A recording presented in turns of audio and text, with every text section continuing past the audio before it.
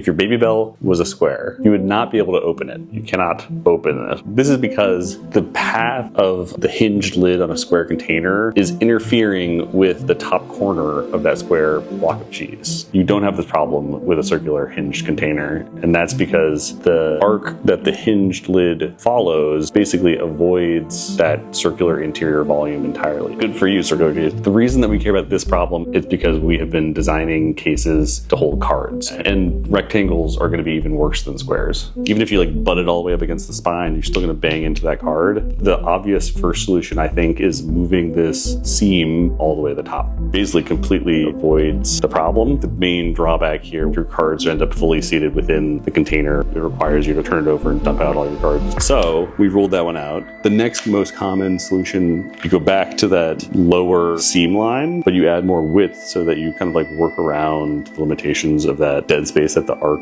creates. But like the idea that you're carrying around dead space in your pocket, I'm like neurotic. I'm like a crazy person.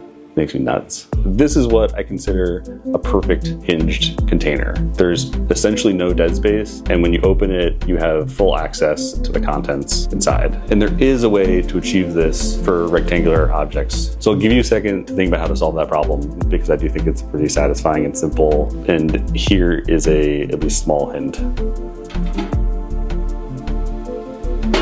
You keep the lip side of the lid exactly where it is, but you move the hinge up to that top corner. The lip now traces an arc that is fully outside of the contents of your container. But because you lowered that lip, you now can easily access cards from inside the container. While we have refined this idea to work for our Summit card case, there's no interference in the open, easy access for adding and removing cards. The question still remains, will it work for cheese?